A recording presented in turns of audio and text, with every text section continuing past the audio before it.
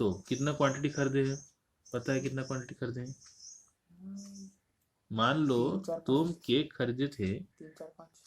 2 cake खरीदे, pen खरीदे हो 5 ठो, खिलौना कितना ठो खरीदे हो?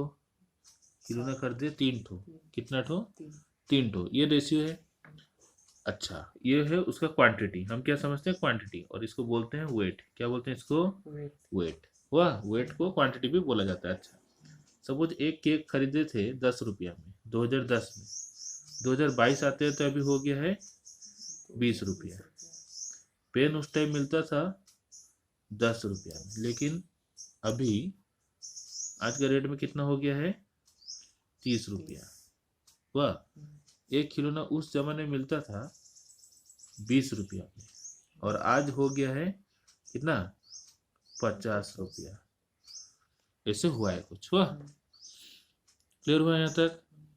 सिंपल है। अच्छा, तो मेरे को बोला है कि सिंपल एग्रीगेट से प्राइस इंडेक्स निकालो। सिंपल एग्रीगेट, एग्रीगेट मतलब सिंपल ऐड मारो। वाह, तो मैं पहले बेस ईयर का टोटल क्वांटिटी का हिसाब लगाऊं, कितना टोटल मेरा हुआ। तो ये बेस ईयर का क्या है? टोटल। तो उसके लिए हम जो 2010 है, हम उसको क्या लिखेंगे? इसको सपोज पी नॉट, बेस को लिखा जाता है पी नॉट। वाह, अच्छा, और इसको क्या बोलते हैं?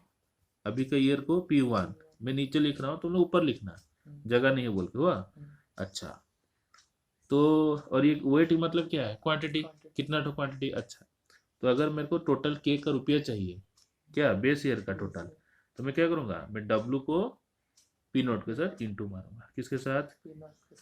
समझ गए? देखो, एक केक 10 रुपया, 2 केक 20 रुपया, 2 × 10। मैं इसको इसको इंटू मार रहा हूँ जी। फिर किसको इसको इंटू मारेंगे बताओ? फिर पेन का मतलब ये हो जाएगा 50। 5 × 10, 50। इसको इसको 50, फिर इसको कितना हुआ? 20 × 3 60, 20 × 3 ना 60 हुआ। अच्छा, अब हम लोग कौन सा ईयर निकालेंगे? बेस ईयर का काम खत्म। टोटल प्राइस कितना हुआ? यहाँ ऐड मारो, देखो 50, 60, 110, 110, 20, 130। वाह, मेरे को टोटल मिल गया। अच्छा, अब अभी मेरे को करंट ईयर का टोटल प्राइस चाहिए। मैं फिर से ये W को लेके किसके साथ इंटू मारूंगा? हमारा P1 इस कॉलम के साथ, तो मैं लिखूंगा W × P1। हुआ, चलो इंटू मारते हैं। ये देखो कितना वेट था रे, कितना क्वांटिटी खरीदे? Same quantity.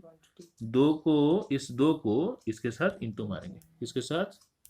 इसके साथ, मतलब ये 2 को इसके साथ, कितना हुआ? 2 × 20 40। फिर ये 5 क्वांटिटी इंटू करंट ईयर का 30, कितना हुआ? 5 × 30 है, 5 × 30 देखो 150। फिर देखो ये 3 क्वांटिटी, और अभी कितना रुपया हुआ? 3 × 50 150 जी। अब देखो टोटल करेंगे, कितना हुआ? 340। कितना हुआ? 340। समझ गए? इतना दूर समझ गए डाटा? अच्छा, अब 340 रुपीज, ये है मेरा करंट ईयर का प्राइस। हुआ, टोटल प्राइस है ये, टोटल 340 रुपीज। और मेरा बेस प्राइस कितना है? 130। तो अभी देखो हम क्या करेंगे, मेरे को तो प्राइस इंडेक्स चाहिए। क्या ही चाहिए? Price index. कौन सा मेथड से? We want price index in which method? In simple aggregate method. कौन सा मेथड? वाह, तो इसका फॉर्मूला क्या है? सिंपल एग्रीगेट मेथड का फॉर्मूला है, बताओगे? इक्वल टू करंट ईयर का जो टोटल प्राइस, तो W × P1 करंट ईयर का टोटल जो मेरा बिल हुआ, और बेस ईयर का टोटल बिल क्या है? W × P नॉट, होगा कि नहीं? उस कॉलम को हम सम मारे थे। क्या मारे थे? सम। सम मतलब सबको जोड़ा गया, सारा बिल को।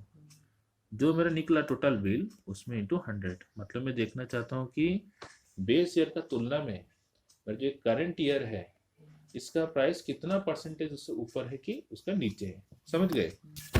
तो अब वैल्यू कितना होगा? देखो कितना था WP1? 340 रुपीज। कितना निकला? WP नोट कितना था? 130 रुपया। वाह, तो यहाँ कैलकुलेटर मारेंगे, मारो आंसर कितना आएगा बताओ। 34 into 10, 340 by 13. What is the answer? 261.5. हाँ 261.5%। क्या आया? 0.5%। इसका मतलब 100% जो है, 100 मतलब वो, तो 100 रुपया अगर हम बेस ईयर में 100 रुपया खर्च करते थे, अभी का तुलना में वो 100 रुपया नहीं, उसका रेट हो गया 261.50। इतना उसका मतलब है। ये है मेरा प्राइस इंडेक्स। इस मेथड समझ गए? क्लियर हुआ?